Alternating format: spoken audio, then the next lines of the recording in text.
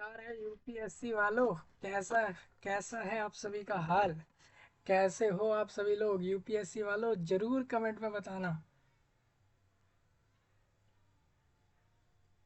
आप सभी UPSC candidates, specially वो लोग जो यूपीएससी 2025 प्रिपरेशन के लिए तैयार हो चुके हैं। दोस्तों, आप सभी का सबसे पहले स्वागत है इस वीडियो के अंदर। खासकर इंडिया कंट्री के सारे लोगों का, चाहे आप केरला से हो, कर्नाटका से हो, वेस्ट बंगाल, त्रिपुरा, तेलंगाना, बिहार, मध्य प्रदेश, या फिर जम्मू एंड कश्मीर, उत्तराखंड, उत्तर प्रदेश, या फिर कोई सा भी ऐसा प्रदेश, कोई सा भी ऐसा टेरिटोरी, या फिर कोई सा भी ऐसा एरिया, गली मोहल्ला, चौराया, कॉलोनी, मतलब पूरे देश का स्वागत करता हूँ, स्पेशली भारत के सभी लोगों का इस वीडियो में। और वो सारे लोग भी जो इंडिया के बाहर से, यानी कि दूसरे कंट्रीज से मुझे सुन रहे हैं। सपोज़ आप अगर Peru, Iran, Iraq, Italy, Europe, Europe तो कॉन्टिनेंट है, एशिया, अफ्रीका, इन कॉन्टिनेंट्स में किसी भी देश से सुन रहे हैं, बेसिकली वर्ल्ड वाइड आप कहीं से भी सुन रहे हैं, आप सभी का सबसे पहले स्वागत है इस वीडियो में। दोस्तों, आप सभी को बता दूं, इस वीडियो में पूरी स्ट्रैटेजी दे रहा हूं 2025 के यूपीएससी के लिए कैसे तैयारी करनी है। कहीं भटकना मत, दूसरे 4-5 वीडियो और लोगों के देखने लग जाओगे। इससे अच्छा ये है इस वीडियो को अच्छे से समझो, ना कि मैं सिर्फ ये वीडियो प्रिपरेशन के लिए बता रहा हूँ कि कैसे यूपीएससी 2025 के लिए प्रिपेयर करना है आपको, क्योंकि 2024 का प्रीलिम्स जून में होने वाला है। आपके पास सिर्फ 1 मंथ है करीबन इस बार के कैंडिडेट्स के लिए। तो इस बार के कैंडिडेट्स ऐसा करें, अपने प्रीलिम्स के लिए निकाल दें, प्रीलिम्स का पेपर आप निकाल दो कैसे भी करके। प्रीलिम्स में आपका 2 पेपर लगेंगे एक दिन में, इस बार के महीने जून में लग रहा है ये पेपर। तो उसको आप आसानी से जैसे करना अपने प्रिपरेशन करी होगी करके निकाल दो इस बार का। यूपीएससी 2024 का प्रीलिम्स इस बार जून में होगा, जो आपका मई में होना था वो अब जून में हो रहा है। तो प्रिपेयर करके रखो अपने आप को प्रीलिम्स इस बार 2024 के लिए। मेंस का प्रिपरेशन और रही आपके 24 वालों के मेंस का प्रिपरेशन, और इसके अलावा 2025 के पूरे बैच यानी कि आपका प्रीलिम्स मेंस सबका प्रिपरेशन, उसके लिए मैं आप लोगों को हिस्ट्री, ज्योग्राफी और जितने भी आपके टॉपिक्स हैं सबकी प्रिपरेशन दूंगा। वीडियोस वाइज मैं देने जा रहा हूँ, तो जल्दी जल्दी उसको भी चेक करें। मैं यूपीएससी का पूरा प्रिपेयर करा रहा हूँ सभी लोगों को, तो वो ज़रूर चेक करें। इस बार का 2025 बैच पूरा का पूरा, जितने भी तैयारी करने वाले हैं 2025 वाले कैंडिडेट्स, सभी लोग यूपीएससी के लिए जुड़ जाएं। यूपीएससी के सीएससी यानी सिविल सर्विसेज एग्ज़ाम की बात कर रहा हूँ मैं यहाँ पर, उसकी प्रिपरेशन मैं आपको दे दूंगा। हालांकि यूपीएससी के मेजर्स एग्जाम्स में वर्ल्ड वाइड जो उसके मतलब जो उसके पूरे नेशनल लेवल का जो एग्ज़ाम्स होते हैं, उसके जितने भी एग्ज़ाम्स होते हैं, चाहे सीडीए हो, सीडीएस हो, या फिर उसका एनडीए हो, या फिर नेवल एकेडमी का हो, कोई से भी एग्ज़ाम जो यूपीएससी करवा रहा है हर साल, उस सभी का आप देखोगे उसके सिलेबस में आपको एक चीज़ कॉमन मिलेगी। कॉमन ये है कि उसके सिलेबस में ज़्यादातर current affair, general knowledge, history, geography, ये कुछ ऐसे टॉपिक है कि वो हर एग्जाम में लोगों से पूछ रहा है। सेम एसएससी के पेपर में भी जनरल नॉलेज जैसे क्वेश्चंस आते ही हैं। तो मैं ऐसा करूँगा, मैं आपको यूपीएससी के लिए कंबाइंड, जैसे कि इस टॉपिक किसी भी हम टॉपिक को डिस्कस करेंगे तो उसको हम एक हायर लेवल तक उस टॉपिक को टच करेंगे, जिससे कि आपकी हर एक चीज़ उस टॉपिक से जुड़ी पूरी हो जाए। ठीक है? तो 2025 यानी 2025 के बैच के सारे कैंडिडेट, जो लोग 2025 वाले ईयर में अपीयर होने जा रहे हैं, जो नेक्स्ट ईयर वाले कैंडिडेट्स हैं, यानी आज से आपके पास करीबन 10 मंथ प्लस है प्रिपरेशन के लिए, क्योंकि आपका अप्रैल मई में ही पेपर हो जाना है नेक्स्ट ईयर का। ठीक है? तो उसकी तैयारी आप रखें ज़रूर। मैं आपको इस वीडियो में पूरा प्रिपरेशन बता रहा हूँ कैसे करोगे आप 2025 वाले कैंडिडेट्स। ठीक है? तो इस वीडियो को अगर आपने समझ लिया तो आप ये समझिए बस आप इसके बाद डायरेक्ट प्रिपरेशन शुरू करें अपनी। और बस इतना ही करना है आपको, प्रिपरेशन कर लें यूपीएससी 2025 में। यूपीएससी कैसे निकलेगा, प्रीलिम्स, मेंस, इंटरव्यू, तीनों का प्रिपरेशन मिलेगा। इंटरव्यू का भी आपको बता दिया जाएगा, मेंस प्रीलिम्स का तो मैं करा ही डालूंगा। इंटरव्यू हो सकता है हम इसमें इंटरव्यू के भी हम अलग से क्वेश्चन करेंगे, टॉप क्वेश्चंस हम इंटरव्यू के टच करते हुए चलेंगे। कभी भी ये मत सोचना कि पिछली बार के इंटरव्यू में पूछे गए क्वेश्चंस आपसे पूछ लिए जाएंगे, और कभी भी ये मत सोचना कि उससे ही जुड़े हुए कुछ क्वेश्चंस आपसे इंटरव्यू में पूछे जाएंगे। नहीं भाई, ऐसा नहीं होता। यूपीएससी भारत देश में जो आपके एग्जाम करा रहा है ना, उसको ऐसे लोग चाहिए जिनको नई जिनके अंदर नई सोच है, जिनके अंदर नया जुनून है, जिनके अंदर कुछ नए आइडियाज़ हैं, तो वो कभी भी पिछले पैटर्न के फॉलो करते हुए इंटरव्यू में क्वेश्चन सेम उसी लेवल के नहीं पूछेंगे कभी भी, या उसी चीज़ से जुड़े हुए कभी भी वो लोग सेम पैटर्न फॉलो इंटरव्यू में नहीं करेंगे, क्योंकि उनको पता है कि यूपीएससी इंटरव्यू तक पहुंचने वाला कैंडिडेट्स वो होता है जिसको बहुत कुछ पहले से ही पता है। उसको ये भी पता है कि वो पिछले साल कैसे कैसे इंटरव्यू में क्वेश्चन पूछ लिए बोर्ड वालों ने, तो वो सारे भी पढ़ के जाता है। तो इसीलिए आपको करना ये होता है, इंटरव्यू के लिए आपको ट्रेंड पकड़ना होता है कि भाई ये जो बोर्ड पे जो यूपीएससी के लिए जो भारत देश के दिल्ली में बैठा हुआ बोर्ड है यूपीएससी का, वो पैनल जो है वो कैसे क्वेश्चन रेडी कर सकता है। तो आपको सिंपल सी बात है, आपको ट्रेंड चेक करना है, पिछले 10 ईयर का ट्रेंड चेक करो, वहाँ से पता लग जाएगा साफ साफ कि वहाँ जो लोग हैं वो पैनल कौन से सवाल आपसे पूछ सकता है। उस पैनल ने जिस तरीके के सवाल सोचे होंगे वो वैसे ही सवाल पूछेगा, ठीक है। तो आप अगर समझ जाते हैं कि हाँ भाई ये इस तरीके के सवाल पूछने वाले हैं हमसे, तो अगर आप ट्रेंड समझ गए तो ऑटोमेटिकली आप आसानी से उस इंटरव्यू को निकाल लोगे। लेकिन इंटरव्यू के से पहले आपको प्रीलिम्स मेंस निकालना है।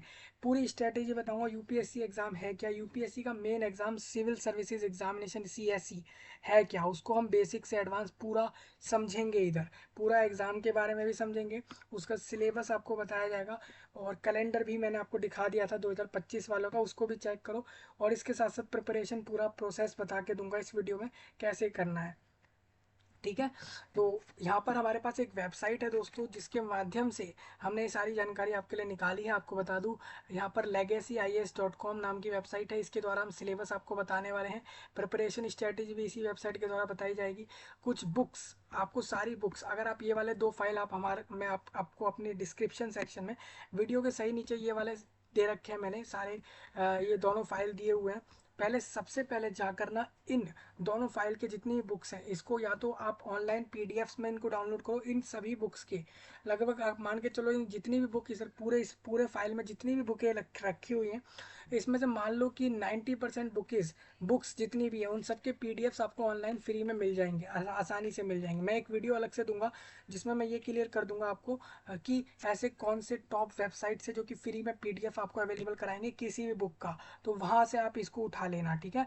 इन सभी बुक्स के पीडीएफ को उठा लेना, पीडीएफ डाउनलोड कर लेना, और पीडीएफ डाउनलोड करने के तुरंत बाद जैसे ही आपके पास इन सारे बुक्स के पीडीएफ आ जाए, उस पीडीएफ को खोलकर सब के सब पढ़ लो, ठीक है। जितने भी ये सारे बुक्स हैं, ठीक है, ये सारे आपको पढ़ने हैं यूपीएससी के लिए। ये फाइल मैंने वीडियो के नीचे डिस्क्रिप्शन में डाला हुआ है। इसके अलावा बुक लिस्ट आपको अगर अलग से और चाहिए, मैंने दूसरी जगह से भी निकाला है एक और, ये प्रेप है यूपीएससी prep.com वेबसाइट, इस पर भी आपको मिलेंगे काफ़ी सारे बुक्स के बारे में इन्होंने बताया हुआ है, तो आप यहाँ से भी चेक कर सकते हैं। तो यहाँ पर आपको काफ़ी सारे बुक के बारे में बताया गया है, तो यहाँ से भी आप बुक के बारे में देख सकते हैं। अगर आप खुद से बुक खरीदने जा रहे हो ये सारी बुकें, तो आप कहाँ से खरीदोगे, मैं 2-4 जगह आपको दे दूंगा, मैंने डिस्क्रिप्शन में डाल दिए हैं। वीडियो के नीचे मैंने 2-3 वेबसाइट्स के लिंक डाले हैं जहाँ से आप बुक्स खरीद सकते हैं यूपीएससी के लिए। पहला इसमें अमेजोन है, अमेजोन नाम की एक कंपनी है, world wide e commerce company है, मतलब कि इस वेबसाइट से लोग कुछ भी खरीद सकते हैं, कोई भी प्रोडक्ट, किसी भी चीज़ को खरीदना चाहें, प्रोडक्ट, आइटम, बुक, ग्रोसरी वगैरह हर चीज़ें अमेजोन वेबसाइट पे मिलती हैं, ठीक है जी। अगर आप इंडिया से हो तो amazon.in वेबसाइट पे जाना, अगर आप वर्ल्ड वाइड हो तो amazon.com वाले वेबसाइट पे जाना, क्योंकि हो सकता है कि आप इंडिया के बाहर होंगे तो वो वेबसाइट आपके ऊपर वर्क ना करे, आपको एक्सेस ना दे, ऐसा हो सकता है। अगर आप इंडिया के बाहर हैं, भारत से बाहर हैं, और आप भी अगर amazon.in पर जाओगे, हो सकता है वो आपको एक्सेस ना दे, तो .com वाले पर जाना, ठीक है। मैंने लिंक इस वीडियो के नीचे .in अमेजोन डाला हुआ है, फ्लिपकार्ट लिंक डाला हुआ है, फ्लिपकार्ट, अमेजोन, ये 2 लिंक मैंने मेंशन किए आपके इसके अंदर बुक खरीदने के लिए, क्योंकि यहाँ पर एक अच्छे खासे ऑफर के साथ, मतलब 50, 60, 40% ऑफर्स बुक पर चलते हैं, क्योंकि बुक्स लोगों की पढ़ाई के लिए चाहिए होती है, तो वो लोग उधर ऑफर रखते हैं। तो मैं आपको सिंपल कह रहा हूँ, वहाँ से आप बुक लोगे तो विद ऑफर आपको मिल जाएगा, ठीक है जी। मैं हाँ, तो आप वहाँ से खरीदेंगे बुक्स, तो ये बुक्स आपकी सारी लिस्टेड है, इनमें से कोई भी जो भी बुक है यहाँ पर लिखी हुई है, ये सारी की सारी आप ले लोगे, तो आपकी प्रिपरेशन यूपीएससी की यहाँ से निकल जाएगी, ठीक है। इस एग्ज़ाम की, ये एग्ज़ाम से बनते क्या है लोग, इस एग्ज़ाम से लोग बनते हैं आईपीएस, आईएएस, आईएफएस, और इसके अलावा वो लोग एक और उसके अंदर फाइनेंस ऑफिसर और ऑडिट ऑफिसर जैसे पोस्ट भी हैं उसके अंदर। आप एक बार अगर उसका पूरा नोटिफिकेशन देखोगे तो उसमें तरह तरह की वैकेंसी आती है। आप ये मत सोचना कि सिविल सर्विसेज में सिर्फ आईएएस और आईपीएस है, है, ये मेजर पोस्ट है, मतलब कि इंडिया देश की बड़ी पोस्ट आईपीएस आईएएस है। उसके बाद वो बाकी सारी पोस्टें आती है, जैसे कि आईएफएस है, ऑडिट ऑफिसर, फाइनेंस ऑफिसर वगैरह जैसी पोस्टें, वो उसके बाद लग रही हैं। पहले आईपीएस है और आईएएस, ये दो पोस्टें मेजर्ड हैं। इसीलिए मैं कहूँगा कि ज़्यादातर लोग इस पेपर को देते ही इसलिए कि उनको या तो पुलिस में या फिर आपका जो है कलेक्ट, जो आपका डीएम है उसके अंदर, दोनों में से कोई एक पोस्ट लेने के लिए वो लोग वहाँ पर कंपटीशन लगाते हैं इंडिया देश में, ठीक है। तो भारत देश से अगर आप इसका प्रिपरेशन करने जा रहे हो तो मैं आपको बता दूं, यहाँ पर मैं आपको पूरा बेसिक टू एडवांस बता रहा हूँ। सारी एलिजिबिलिटी क्या होती है इस पेपर को देने के लिए, क्वालिफिकेशन कितनी चाहिए, ये सब तो मैंने फिर भी नोटिफिकेशन के साथ डिस्कस किया था 2024 वालों का, वहाँ से आप समझ सकते हो। यहाँ मैं आपको स्ट्रैटेजी दे रहा हूँ, पूरा सिलेबस दे रहा हूँ यूपीएससी 2025 का, प्लस प्रिपरेशन स्ट्रैटेजी बता रहा हूँ कैसे तैयार करोगे, और बुक की लिस्ट भी दे रहा हूँ। मतलब सिलेबस बता दिया, ये सब पढ़ना है, इन बुकों से पढ़ना है, बुकों को जाके खरीद लो, या तो ऑनलाइन खरीद लो इन वेबसाइट से जाके, अदरवाइज ऑफलाइन में आप इसके लिए क्या कर सकते हैं, मतलब ऑनलाइन में या तो बुकें खरीद सकते हो, ऑफलाइन में अपने आसपास के ऐसे स्टोर पर जहाँ पर बल्क में बुकें मिलती हो वहाँ से ले सकते हैं। अदरवाइज अदरवाइज थर्ड ऑप्शन आपके पास ये है कि इसके लिए आप ऑनलाइन कुछ वेबसाइट्स में आपको बता दूंगा, वहाँ से जाकर डायरेक्ट पीडीएफ्स डाउनलोड कर लो इन सारे बुकों के, जितने भी ये बुकें हैं इन सब के पीडीएफ को डाउनलोड करो और वहाँ से पढ़ लो, ठीक है जी। सस्ते सस्ते से सस्ता यही ऑप्शन आपके लिए इधर हो सकता है यूपीएससी वाले कैंडिडेट्स के लिए। 2025 वाला प्लान करके पूरा ये वीडियो है, स्ट्रैटेजिक वीडियो है, तो ध्यान से सुनना। बुकें भी बताऊंगा, सिलेबस स्ट्रैटेजी सब क्लियर कर दूंगा, मतलब कि आपको इस वीडियो के बाद कुछ बस देखना नहीं है, बस बुकों को लेना है, प्रिपरेशन शुरू करनी है, और प्रीलिम्स मेंस ये दोनों निकाल देने हैं। प्रीलिम्स मेंस निकालने हैं, प्रीलिम्स के 2 पेपर लगते हैं सेम डे में, मेंस के 10 पेपर लगते हैं, जो कि 5 दिन तक 2-2 शिफ्ट में चलते हैं। उसमें एक्चुअल में 9 पेपर होते हैं मेंस में, और ये दोनों पास करने के बाद आप डायरेक्ट पहुंचते हैं इंटरव्यू में, जो मेंस एग्जाम के 2 महीने बाद होता है। और इंटरव्यू के तुरंत बाद आप मान लीजिए जैसे इंटरव्यू में आपका सिलेक्शन हो गया, आपको अपॉइंटमेंट के लिए बोल दिया जाएगा कि आपको अपॉइंटमेंट मिल रही है, और फिर आप हर हर किसी के पोस्ट पर अलग अलग तरीके की ट्रेनिंग रखी गई है। पुलिस की ट्रेनिंग अलग होती है और आईएएस की ट्रेनिंग अलग होती है। इंटरव्यू के तुरंत पास आउट करते ही कुछ ट्रेनिंग जैसा कुछ सिनेरियो है इनका, ट्रेनिंग के लिए ये लोग भेज देते हैं। ट्रेनिंग के दौरान भी आप लोग वहाँ पर ट्रेनिंग के समय पर भी घूम घूम कर जिले जिले वाइज, अगर आप एक आईएएस के पोस्ट पर अप्लाई करा था आपने, तो ट्रेनिंग के समय आप एक एक्सपीरियंस कर रहे होते कि कैसे आप जब खुद उस पोस्ट पर जाओगे तो कैसे आप काम करोगे, उसके लिए वो लोग पहले आपको ट्रेनिंग में सब सिखा देते हैं। सेम आईएएस में, आईपीएस में, और आपका फॉरेस्ट सर्विस में, और इसके अलावा दूसरा जो है आपका, ठीक है, इन सब में, हाँ इन सब में ये लोग आपको क्या करते हैं, बेसिकली ये आपको ट्रेनिंग देते हैं। किसी पोस्ट का ट्रेनिंग टाइम पीरियड कम होता है, किसी में ज़्यादा होता है, अलग अलग डिफर करता है। तो आप अपना प्रिपरेशन कर लें इस तरीके से। इंटरव्यू के बाद आप ट्रेनिंग पे पहुंचते हैं, और ट्रेनिंग के तुरंत बाद आपको जो है आपको कैडर अलॉट किए जाते हैं। कैडर बेसिकली ये होता है, भारत देश के अलग अलग एरियाओं में, अलग अलग ज़िले में आपको डायरेक्ट पोस्ट कर दिया जाता है कि आप इस ज़िले को इस पोस्ट पर संभालने वाले हो। ये तो डीएम की बात रही। सेम आईपीएस को भी बोल दिया जाता है कि आपको इस राज्य के इस एरिया का जो है आईपीएस बना रहे हैं, और आपका ये कैडर है। लेकिन आईपीएस को भी एक अलग रैंक मिलती है, कोई अलग, देखिए आईपीएस मतलब इंडियन पुलिस सर्विस, उन सर्विसेज में अलग अलग पोस्ट बना दी है इन्होंने गवर्नमेंट ने। सेम आईएएस में भी, इंडियन एडमिनिस्ट्रेटिव सर्विस में भी अलग अलग पोस्टें बनाई गई है, जिसमें से आपको कुछ कुछ पोस्ट शुरू में मिलती हैं। आप मतलब आप ये मत समझिए कि आपको शुरुआती तौर पर डीएम बना देंगे, हाँ ठीक है, या फिर आपको भारत देश का चीफ सेक्रेटरी ऑफ इंडिया बना दिया जाएगा, ऐसा नहीं होगा। ये सब पोस्ट तब मिलेंगी, चीफ सेक्रेटरी ऑफ इंडिया की बात हो गई, या फिर बात हो गई डीएम वगैरह की, तो ये सारे पोस्ट शुरुआती पे नहीं मिलते। आपको जैसे ही पोस्ट मिलती है, पोस्ट के साल 2 साल, आप मान सकते हैं 5-5 10 साल बाद भी, 15 साल बाद आप चीफ सेक्रेटरी ऑफ इंडिया यानी कि सीएसआई बनते हैं। ये पोस्ट वो होती है जब भारत देश के प्राइम मिनिस्टर का राइट हैंड उस पोस्ट को कहा जाता है। मतलब कि प्राइम मिनिस्टर कुछ ना कुछ भी करेगा। वैसे तो प्राइम मिनिस्टर अपनी मर्जी से भी बहुत कुछ डिसीजन ले सकता है कंट्री के लिए, लेकिन मान के चलो प्राइम मिनिस्टर को कोई डिसीजन लेना है और उससे पहले अगर किसी से सजेशन चाहिए, किसी से कुछ पूछना है कि ये करा जाए नहीं करा जाए, या फिर कोई नई चीज़ों के ऊपर उसको पूछना है कि भाई इस भारत देश के लिए मुझे कुछ नया कुछ करना है, तो बताओ मैं क्या कर सकता हूँ, तो चीफ सेक्रेटरी ऑफ इंडिया बता सकता है भाई प्राइम मिनिस्टर को कि तुम ऐसा ऐसा कर दो देश के लिए, ये अच्छा हो सकता है। अब बाकी प्राइम मिनिस्टर के ऊपर है कि वो उसकी उसके उसकी कही गई बात को माने ना माने, लेकिन प्राइम मिनिस्टर का राइट हैंड माना गया है आपके एक chief secretary of India post को, जो कि एक आईएएस ऑफिसर को मिलती है जब वो प्रमोशन कर करके वहाँ पहुँचता है। सेम इसी तरीके से अगर आप इस पेपर को निकाल के आईपीएस बन जाते हैं तो आईपीएस से आप एक समय पर लास्ट प्रमोशन कर करके वो रिटायरमेंट से पीछे की बात करें तो रिटायरमेंट से पहले पहले आपको कहीं ना कहीं जो सबसे बड़ी रैंक होती है आईपीएस की, वो बनाई गई है यहाँ पे स्टेट, जो आपका राज्य होता है, स्टेट होता है, स्टेट या यूनियन टेरिटोरी का पूरा पुलिस विभाग उसके हाथ में देना, ये बड़ी पोस्ट आईपीएस के लिए बनाई गई है। मतलब ये है कि आप एक समय पे कर्नाटका, पूरे कर्नाटका के एक अकेले पुलिस ऑफिसर मेन होंगे।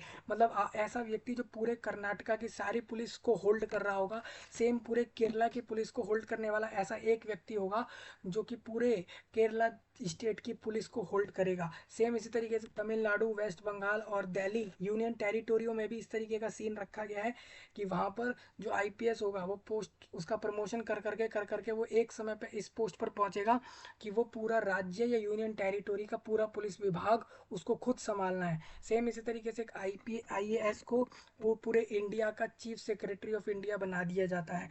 तो ये सब पोस्टें तब मिलती है जब आप एक हायर बहुत सारे एक्सपीरियंस कर करके पूरे अपने 10 15 20 साल जब पूरा सर्विस लगता है आपका इधर, तब आप वहाँ पहुँचते। तो मैंने आगे की चीज़ भी क्लियर कर दी है। मतलब सोचिए मैंने आपको एग्ज़ाम का बता दिया, ठीक है। अब इसी तरीके से हम सारा कुछ इसके बारे में जानेंगे, ठीक है जी। यही सब चीज़ हमारे को इस वीडियो में डिस्कस करना है। अगर आप भारत से हो तो ही आप इस एग्ज़ाम को दे सकते हैं, ये चीज़ पहले ही क्लियर होनी चाहिए। इंडियन सिटीज़न अगर आप हैं और अगर आप लोग यहाँ पर अपने कॉलेज की डिग्री, मतलब कि कोई भी बैचलर डिग्री अगर आपने ले ली है, मतलब आप अगर कॉलेज गए और 2 या 3 या 4 साल या उससे ज़्यादा साल का कोई भी बैचलर डिग्री आप कर चुके हैं, suppose B com, BBA, BCA, B Tech, B architecture, B planning, कोई भी बैचलर डिग्री मिनिमम चाहिए। मास्टर पीएचडी वाले तो हो फिर भी भर सकते हैं, लेकिन मिनिमम बैचलर चाहिए। मतलब कॉलेज में जाके एक बैचलर डिग्री कर लिया कैंडिडेट ने तो वो इसको फॉर्म को भर सकता है। इस फॉर्म को भरने का ये फ़ायदा है, बैचलर डिग्री करो और उसके बाद आप इस फॉर्म को भर दो। आपको इधर ऑप्शन मिलते हैं 6। आप अगर एक जनरल वर्ग के एक जो है पर्सन है, जनरल वर्ग के एक पूर्व वो हैं आप व्यक्ति, तो आपको 6 चांस मिलते हैं। मतलब आप 6 बार इसको दे सकते हैं। 6 बार मतलब समझ रहे हैं कितनी बार? 6 बार मतलब कि भाई ये साल में एक बार हो रहा है, ये पेपर साल में एक बार हो रहा है। और आपको इसमें एज फिक्स कर दी गई है, 21+ रखी गई है। मतलब अगर आप 21 साल से ऊपर चल रहे हैं और 32 से नीचे चल रहे हैं तो आप फॉर्म भर सकते हैं। 21 से प्लस और 32 से नीचे वाले फॉर्म डालते हैं। 6 बार वो पूरे अपने पूरे 12 साल में दे सकते हैं पेपर। हर साल एक बार होता है ये, यानी 12 साल में आपको सिर्फ 6 बार पेपर देने का मौका होता है। और वहीं अगर आप एक अनुसूचित जाति जनजाति से हैं तो आपके अटैम्प्ट बढ़ जाते हैं। वहीं अगर आप एक ओबीसी से हैं तब भी आपके अटैम्प्ट बढ़ते हैं। ये भी इसमें चांस रखा गया है, लेकिन इतने अटैम्प्ट नहीं लगाने हैं, पहले बार में क्लियर निकालना है इस पेपर को, ठीक है जी। ये आपको समझ आया तो मैं ये सारी चीज़ें डिस्कस करने वाला हूँ। मतलब आप ये समझ लीजिए मैं इस वीडियो में सारा कुछ बता दूंगा कि भाई इस पेपर के बारे में आपको कैसे 2025 का निकालना है वो बताऊंगा। और इससे अगली वीडियो मैं आपको दे रहा हूँ प्रिपरेशन की। मैं हिस्ट्री की अलग, ज्योग्राफी की अलग, इसी तरीके से इकोनॉमी की अलग, और जो भी इसमें आपके पेपर में टॉपिक आ रहे हैं उसके ऊपर अलग अलग वीडियोज़ आपको दे रहा हूँ प्रिपरेशन के लिए। तो उसको देखकर प्रिपरेशन कर सकते हैं यूपीएससी 25 की, ठीक है जी। पेपर आसान सा ही है। मतलब देखिए टॉपिक क्या है ना, इसमें ज़्यादा है, आपको पढ़ना ज़्यादा होगा। आपको प्रीवियस ईयर मतलब कि पिछले साल कैसा पेपर रहा है वो भी पढ़ने होंगे।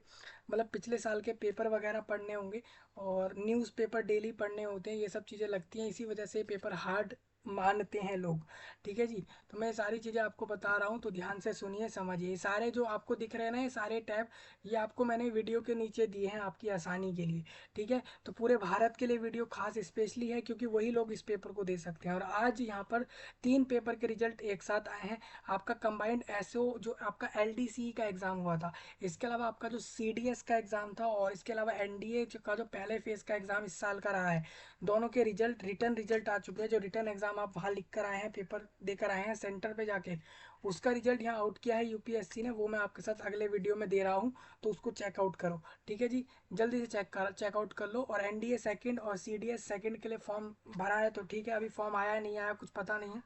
देखिए सीडीएस का तो ये तो सेकंड वाले का है।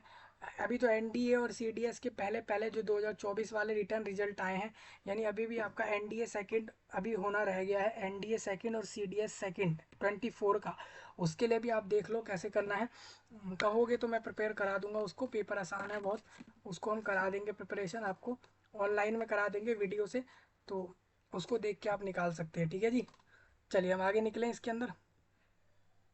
हाँ, कोई भी आपका डाउट हो आप कमेंट में बताना बिल्कुल।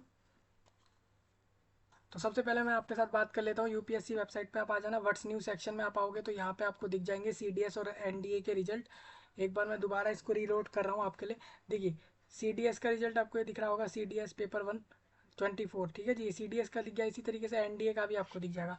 एनडीए भी आ गया है, सीडीएस भी आ गया है, दोनों के रिजल्ट आ चुके हैं। देखिए, रिटर्न रिजल्ट एनडीए और एनए नेवल दोनों का एक साथ ही होता है ना, तो दोनों का ही आ चुका है।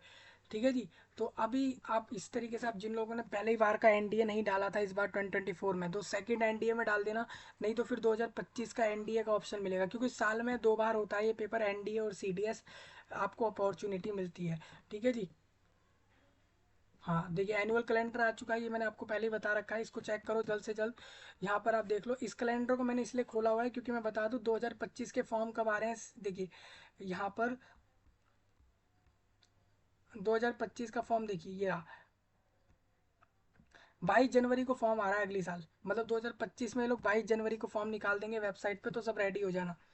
2025 के 22 जनवरी को इनका फॉर्म निकल जाएगा ऑनलाइन में, तो आप सब फॉर्म डाल देना। अगर आप एक फॉरेस्ट सर्विस के लिए भी डालना चाहो तो डाल सकते हैं। ठीक है, सिविल सर्विस अलग है, फॉरेस्ट सर्विस अलग है, मतलब आपके सिविल सर्विस में फॉरेन सर्विस आता है और फॉरेस्ट सर्विस का पेपर अलग होता है। ठीक है, दोनों बात ध्यान से सुनिए, इंडियन फॉरेस्ट सर्विस का जो पेपर है वो अलग होता है, और इंडियन फॉरेन सर्विस के लिए अगर आप पोस्ट पर जाना चाहते हो तो उसके लिए आपको सीएसई सिविल सर्विस है, क्योंकि इंडियन फॉरेन सर्विस, जो फॉरेन सर्विस है वो आपका जाता है सिविल सर्विस में, और फॉरेस्ट सर्विस अलग अलग एग्जाम है। ठीक है जी, तो दोनों में डिफर करते हुए आप मान लेना, या दोनों को मिक्सअप मत करना। इसका रिजल्ट आपका निकाल दिया गया है, आईएफएस इंडियन फॉरेस्ट वालों का जो एग्जाम हुआ था आपका, उसका रिजल्ट कल आ गया है। ठीक है, तो उसको भी जाके चेक करो, यूपीएससी के वेबसाइट से मिल जाएगा, यहीं से आपको मिल जाएगा, यहाँ से आप उस रिजल्ट को भी देख सकते हो।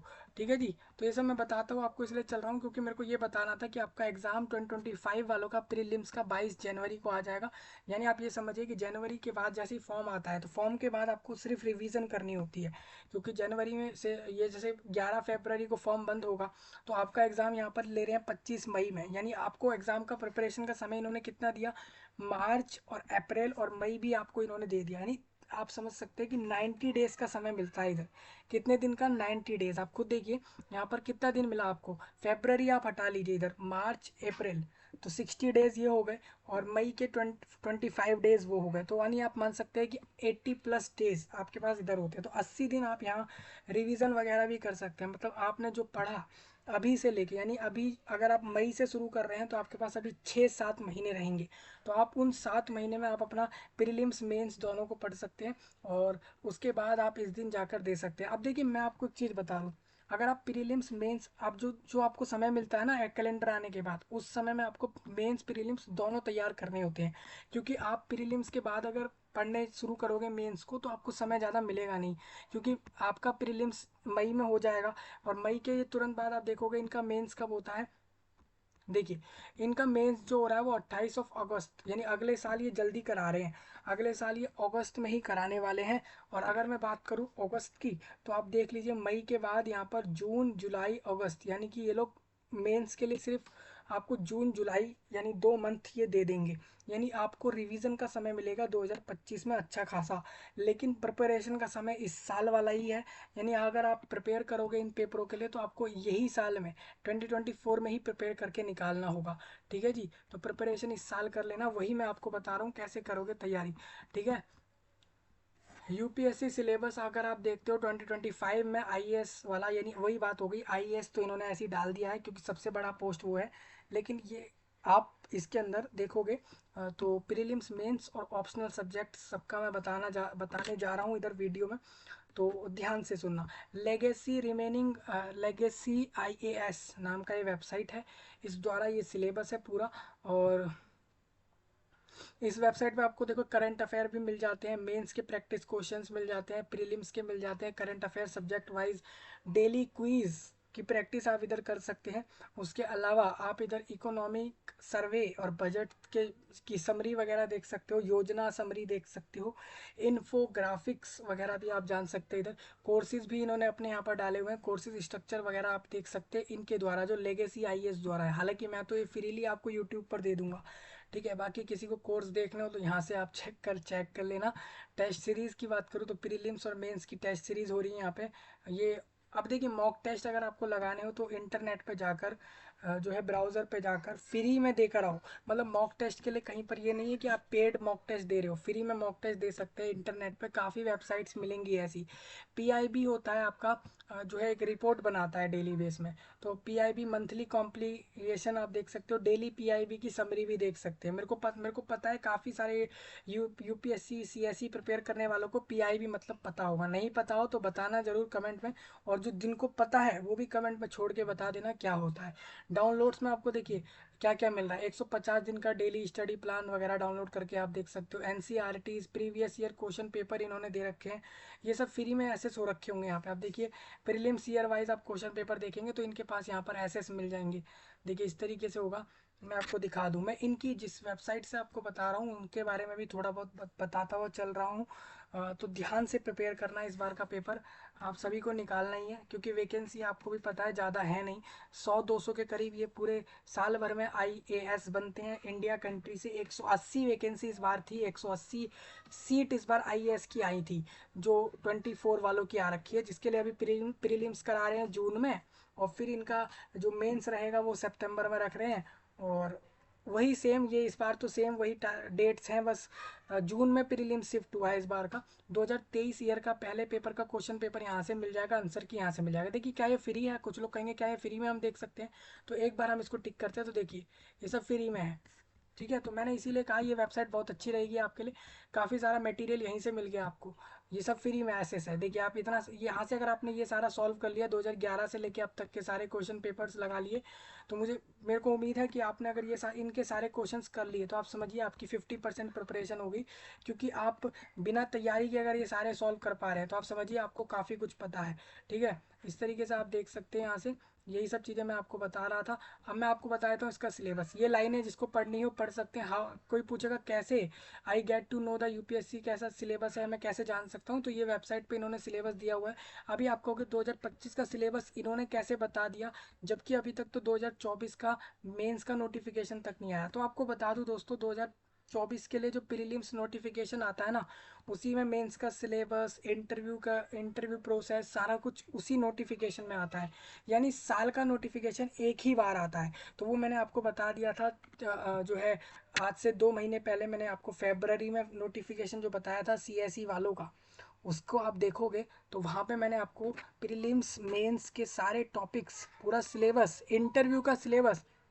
इंटरव्यू कैसे प्रिपेयर होगा उसको लेकर भी मैंने नोटिफिकेशन का सारा पॉइंट रख दिया था। नोटिफिकेशन में ही लिखकर साफ बता दिया जाता है कि भाई आप प्रीलिम्स में क्या क्या पढ़ोगे, मेंस में क्या करोगे, सब कुछ वहाँ दिया होता है, ठीक है। तो इन्होंने क्या करा है, इन्होंने कहीं ना कहीं आप मान सकते हैं इन्होंने अपने वेबसाइट पर जो ये सारी जानकारी दी है ऑलमोस्ट 2024 के ही टॉपिक डाले हैं, क्योंकि हर साल कुछ बदलता नहीं है, ठीक है। मतलब टॉपिकों के नाम सेम रहते हैं, बस उसके अंदर की चीज़ें बदल जाती है। जैसे आप जानते हो कि करंट अफेयर्स टॉपिक का नाम करंट अफेयर्स ही रहेगा, लेकिन करंट अफेयर्स के अंदर डेली बेस में नई नई चीज़ें हो रही हैं वर्ल्ड वाइड। हर देश में, हर एक राज्य में, हर एक एरिया में कुछ ना कुछ नया पे नया होता जा रहा है ना। तो करंट अफेयर रोज रोज चेंज होगा। मतलब आप समझिए कि आप अगर नेशनल और इंटरनेशनल इवेंट्स की बात करें तो 2024 में जो इंटरनेशनल इवेंट्स हो रहे हैं 2025 में कुछ और हो रहा होगा। इस तरीके से होता ही रहता है। तो आप देखोगे तो सिलेबस के टॉपिक सेम रहते हैं, लेकिन उसके अंदर जो आपको पढ़ना होगा वो चेंज हो जाता है। तो इसीलिए आप ये मत सोचिए कि 2025 का सिलेबस पहले कैसे बता दिया गया, जबकि अभी तक कुछ भी नोटिफाई नहीं हुआ है। तो मैंने आपको जैसा बताया नोटिफाई ये लोग करेंगे जनवरी में करेंगे, तो आप जनवरी का वेट करोगे नहीं, आपको ये सारे टॉपिक तैयार करने हैं, क्योंकि आपसे जो पेपर में पूछेंगे करंट अफेयर, इंटरनेशनल इवेंट्स और इंडिया और वर्ल्ड की ज्योग्राफी, ठीक है जी। तो ये सब वो चीज़ें हैं जो कि पहले से ही डिसाइडेड है, मतलब पहले से ही आ रखी है। आपको वर्ल्ड ज्योग्राफी जो पढ़नी होगी, इंडिया देश की जो पॉलिटिक्स वगैरह जाननी होगी, भारत देश का कॉन्स्टिट्यूशन जानना होगा, पॉलिटिकल सिस्टम, पब्लिक पॉलिसी, पंचायती राज जैसी चीज़ें आपको जो जाननी है, ये सब चीज़ें तो पहले से ही डिसाइडेड है, पहले से ही बनाए चुके हैं ये लोग देश में। कॉन्स्टिट्यूशन वगैरह बना हुआ रेडी रखा हुआ है कि कौन से आर्टिकल डले हैं, क्या क्या राइट्स हैं, क्या क्या है, सब कुछ पहले से बना हुआ रखा हुआ है। इसमें ये नहीं है कि आपको ये सोचना है कि यार इसमें तो जब 2025 में नोटिस आएगा तब हम शुरू करेंगे, तब तो भाई बहुत डिले हो जाएगा, क्योंकि कॉन्स्टिट्यूशन आपको सेम ही रहता है। क्योंकि अभी तक कोई ऐसे महान लोग अभी तक है नहीं इंडिया देश से जिन्होंने कॉन्स्टिट्यूशन को अच्छे से जान लिया हो, बहुत कम ही लोग ऐसे हैं जो भारत देश के कॉन्स्टिट्यूशन को जानते हैं।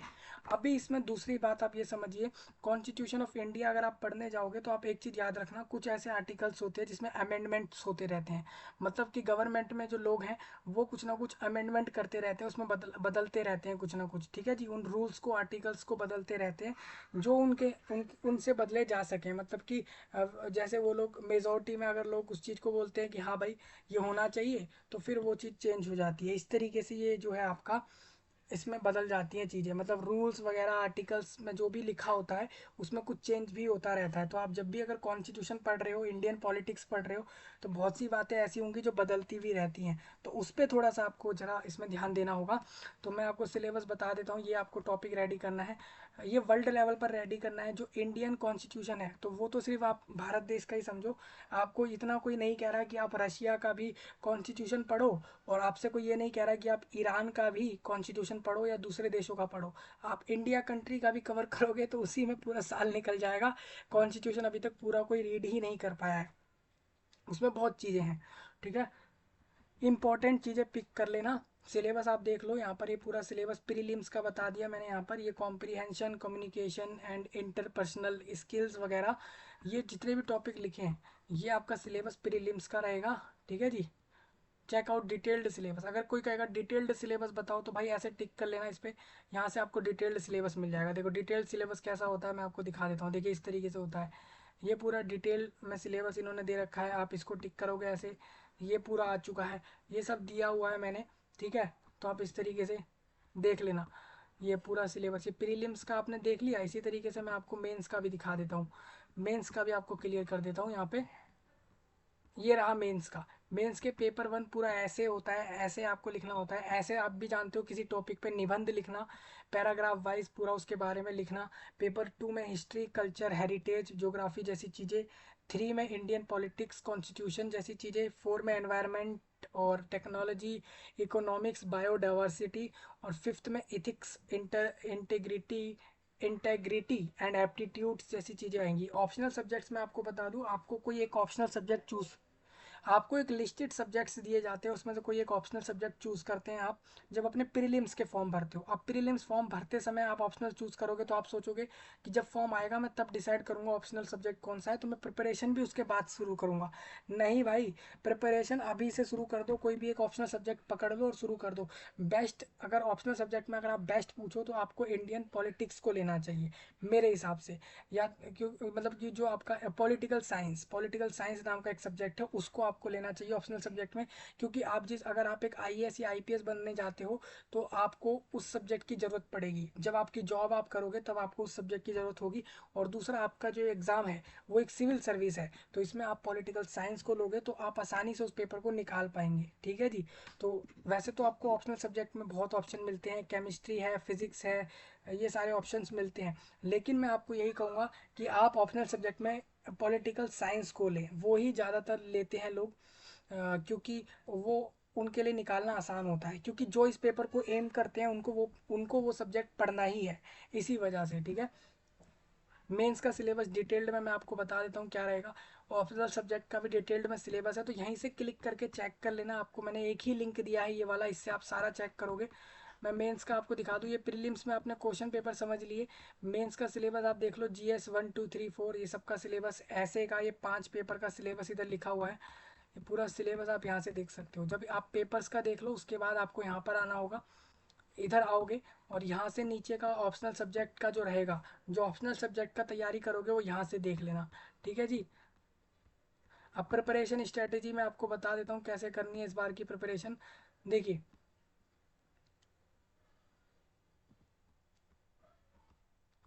हाँ तो देखिए यू में अब देखिए यहाँ पे क्या लिखा है, आपको प्रिपेयर करना है कैसे, मैं आपको सिंपल बता दूं। Contents include a step by step IAS preparation strategy, prelims mains और ऑप्शनल सब्जेक्ट्स। ठीक है, प्रीलिम्स के लिए मैं आपको बता रहा हूँ कैसे आप प्रिपेयर करोगे। तो गेटवे यूपीएससी एग्जाम, तो you can write the mains exam second stage of the process only. आप जब आप इस पेपर को निकालते हो तभी आप मेंस में पहुंचते हो। तो ये बात ध्यान में रखनी है आपको कि भाई मेरे को मेंस में जाना है तो मुझे इस पेपर को निकालना ही है। आप में से बहुत से ऐसे लोग हैं जो प्रीलिम्स मेंस तक बड़े आराम से पहुंचते हैं, मेंस तक उनको कोई दिक्कत आती नहीं है, परेशानी आती नहीं है।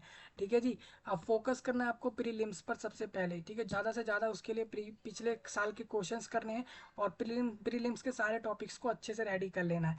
ठीक है जी, बस यही तरीका है। और आपको बताया जाए कि आपको स्ट्रैटेजी की ज़रूरत क्यों है इस पेपर के लिए। तो स्ट्रैटेजी की ज़रूरत इसलिए है दोस्तों क्योंकि आपको पता है कि आपका सिलेबस बहुत ज़्यादा है, और भले ही मान लीजिए आपने पूरा सिलेबस कर भी लिया, फिर भी लोगों को ये पता है कि मेरे अलावा भी ऐसे बहुत से लोग हैं जिन्होंने इस पेपर का फॉर्म डाला है, लेकिन वो सारे के सारे फॉर्म डालने वाले सीरियस हैं ये ज़रूरी नहीं है। ठीक है, तो इसीलिए आपको करना क्या है, आप पूरे सिलेबस को अच्छे से करें, और 5 से 10 बार तो कोई नहीं कर पाता, आप 4 से 5 बार करें, मैक्स टू मैक्स, कम से कम इतना तो करे ही करे। 4 से 5 बार तो आप पूरे सिलेबस को कर ही ले। अब देखिए प्रीलिम्स का जो सिलेबस है, प्रीलिम्स का सिलेबस हर कोई कर लेता है, 3-4 बार आराम से कर लेता है प्रीलिम्स का सिलेबस, क्योंकि वो ज़्यादा नहीं है। लेकिन मेंस के सिलेबस को लोग 3-4 बार भी कर लें तो भी उसके लिए सफिशिएंट होता है, क्योंकि उससे वो आसानी से पेपर निकाल सकता है कैंडिडेट। ठीक है जी। हाँ, पिछले साल के क्वेश्चन पेपर करो, टेस्ट सीरीज लगाओ, टेस्ट सीरीज आप कर सकते हो। आप फॉलो, इन्होंने बोला है कि हमारी वेबसाइट द्वारा भी टेस्ट सीरीज मिलती है, वो भी आप कर सकते हो। अदरवाइज किसी और की टेस्ट सीरीज भी आप कर सकते हैं। टेस्ट सीरीज ज़्यादातर लोग फ्री में देते हैं, क्योंकि उनको पता है कि वहाँ पर कैंडिडेट प्रैक्टिस करने आ रहा है, तो अगर वो हमारे पास नहीं आएगा तो कहीं और भी जा सकता है। ठीक है। Success strategy 3, NCERT text. आप अगर एनसीईआरटी बुक, आपको बता दूं 6 से 12 क्लास की जितनी भी एनसीईआरटी किताबें हैं, स्पेशली जो इस पेपर में लगने वाली किताबें हैं, जैसे कि एनसीईआरटी में आप हिस्ट्री, ज्योग्राफी और ये जो आपका पॉलिटिकल साइंस, ये सब्जेक्ट्स जो हैं, जो 6 से 12 तक के सारे एनसीईआरटी आपको करने हैं। मतलब 6 से 10 के तो सारे एनसीईआरटी करोगे ही, जो 11 और 12 की एनसीईआरटी करनी होगी। तो 11 और 12 क्लास की एनसीईआरटी में मैं आपको बताना चाहता हूँ, आपको ये नहीं है कि कॉमर्स वालों की बुकें पढ़ रहे हो या साइंस वालों की, आपको आर्ट्स स्ट्रीम की जितनी भी आपकी एनसीईआरटी बुक्स हैं उस सबको 11th 12th वालों को निकाल देना है, मतलब उनको ही करना है। ठीक है। और देखिए पूरा ये रहता है सक्सेस स्ट्रेटजी 4, ये रहेगी आपकी कि bringing current affair into focus. Current affair पर ज़्यादा फोकस रखो, वहाँ से टॉपिक ज़्यादा आते हैं। ठीक है जी, ऐसा इन्होंने कहा है। दूसरा इन्होंने कहा है don't let paper 2 C SAT play the spoil spoil spot. देखिए आप देखोगे डिफिकल्टी लेवल पेपर 2 का जो होता है, prelims exam has been increasing, तो many student dreams are dashed just because of the lack of time in attempting the requisite number of question to cross the minimum cut of 33। मैं आपको बता दूं दोस्तों, आपके दो पेपर होते हैं प्रीलिम्स में, एक सी सेट होता है और एक आपका जीएस नाम से होता है, जनरल स्टडीज़। ठीक है, एक ये लोग जो है ना सी सेट रखते हैं, जो है आफ्टरनून में रखते हैं आई थिंक। मतलब पेपर 2 जो आपका होगा सी सेट का, उसमें आपको बोला ये जाता है कि आपको इस वाले पेपर में इतने नंबर लाने हैं जिससे कि आप मेंस के लिए पहुंच, मतलब इसके बाद आपका पेपर 1 का कॉपी चेक होगा। मतलब कहा जाता है कि सी सेट भले ही जितने मार्क्स का आ रहा हो, उसके 1/3% से ज़्यादा नंबर लाने वाले आपके डायरेक्ट पेपर 1 उनका चेक होगा, उसके बाद पेपर 1 में अच्छे नंबर लाने वाले जो है मेंस की तरफ बैठेंगे। ये चीज़ होती है। तो सी सेट में 33% लाने के लिए आपको सी सेट पर ज़्यादा ध्यान देना होता है।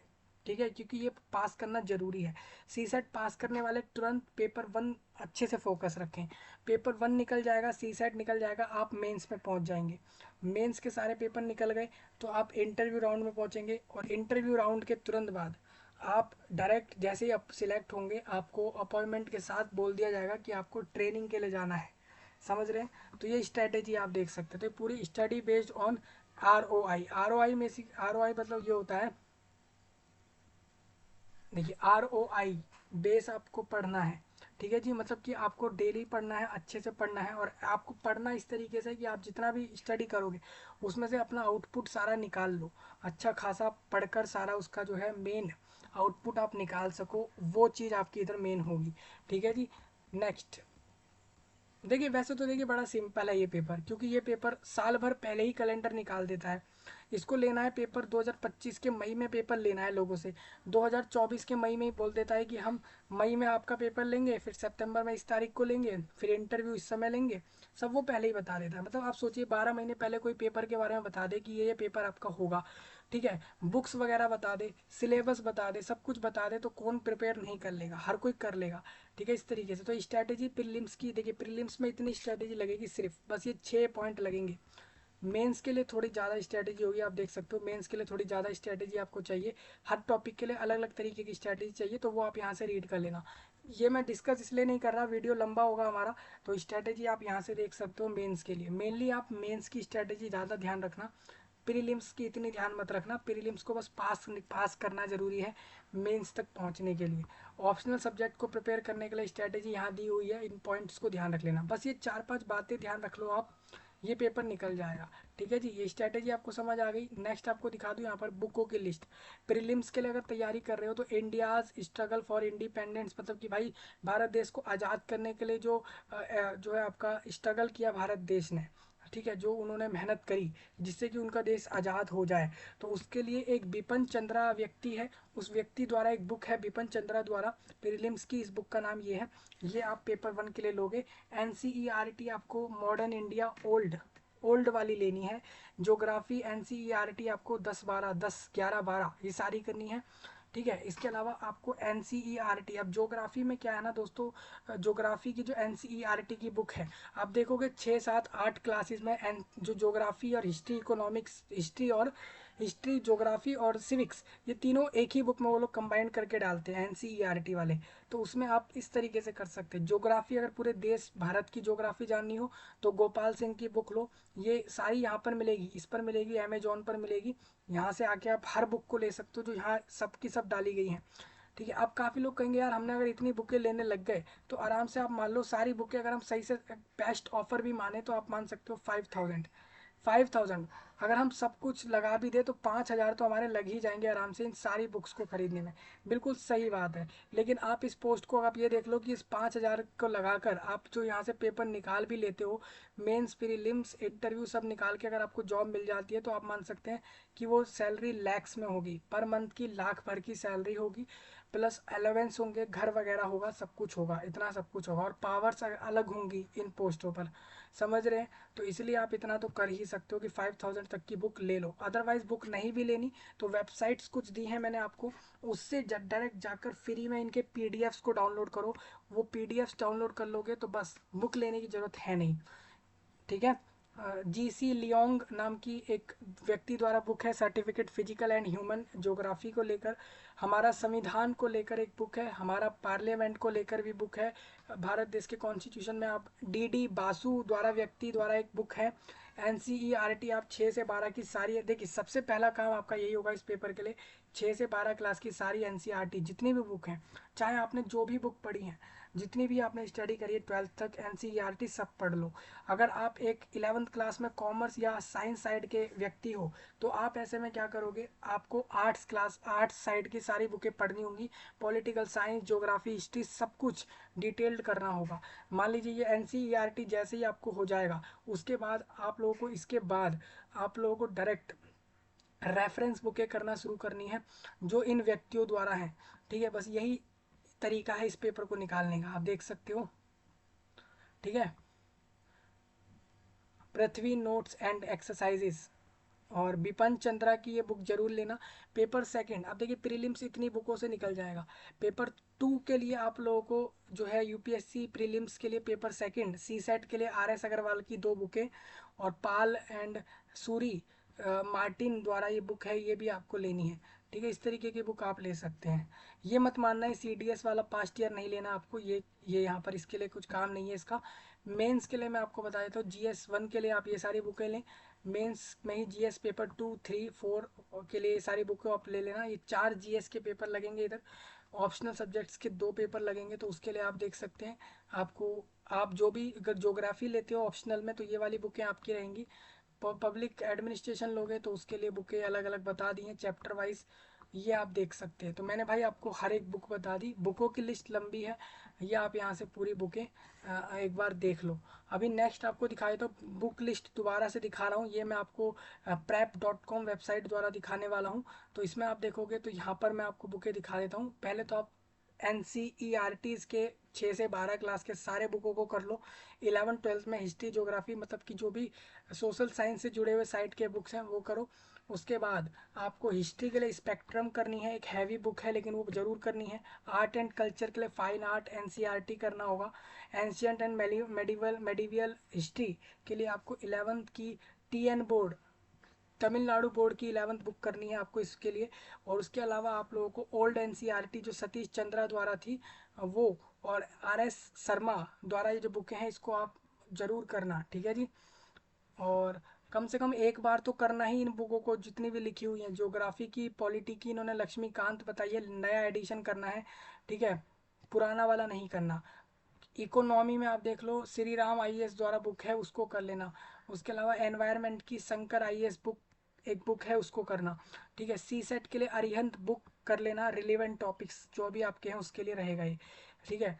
एथिक्स के लिए आप लेक्सिकॉन बुक को करोगे, और प्रीवियस पिछले साल के क्वेश्चंस के लिए आप मुरनाल नाम का कोई व्यक्ति है, मुरनाल, ये इस व्यक्ति द्वारा जो बुक है आपकी उसको आप प्रीवियस ईयर क्वेश्चंस के लिए कर सकते हैं, ठीक है जी। हाँ, ये प्रीवियस ईयर के लिए। हालांकि प्रीवियस ईयर क्वेश्चन के लिए आप कोई भी बुक लेने से पहले पहले जो आपके प्रीवियस ईयर के लिए जो पिछले सालों के पेपर रहे हैं उनके लिए आप डायरेक्ट पहले खुद से प्रैक्टिस कर लें, ठीक है। ऐसा ना हो कि प्रीवियस ईयर क्वेश्चंस के लिए आप कोई बुक ले रहे हैं, पहले आप खुद सॉल्व करें क्वेश्चंस पेपर को जो एक्चुअल में थे, ठीक है। इस तरीके से ये सारी बुकें आपकी लिस्टेड हैं, ये सारी मैंने आपको दे दी हैं, ये सारा पूरा आर्टिकल आपको दिया गया है। अब आप बुक लेने के लिए आओगे कहाँ?